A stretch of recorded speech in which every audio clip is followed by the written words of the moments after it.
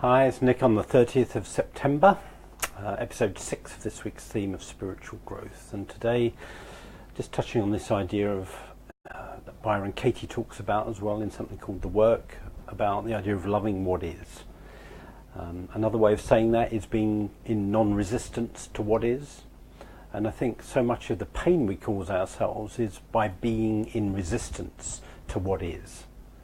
Being in resistance to, I suppose another way you could say it is reality. Being in resistance to whatever you're thinking or feeling or what's going on.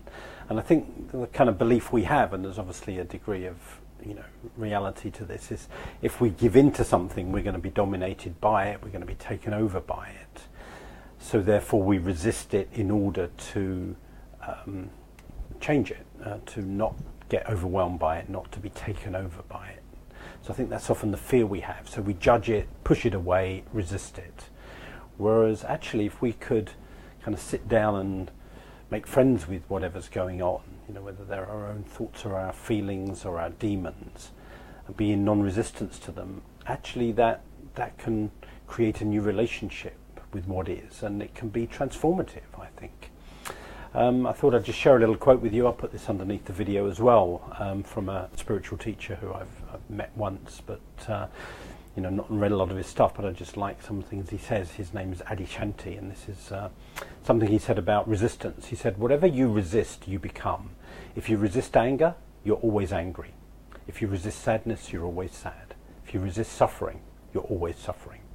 If you resist confusion, you're always confused.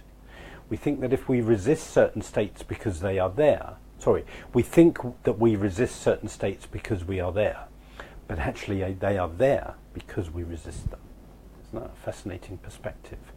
So actually allowing and loving what is, allowing whatever to surface, and having a different relationship with it, actually that form of non-resistance actually then kind of lets that very thing go that we didn't want. And that may not happen immediately. That could be a process, in my experience, that takes days, weeks, months, even years. But the more we can move out of judgment to what is and move into acceptance and loving what is, then things change. Our mind changes, our life changes. So that's today's thought. I hope it's useful to you. I will post this quote underneath this video in a minute. Okay, God bless. Have a good day. Bye-bye.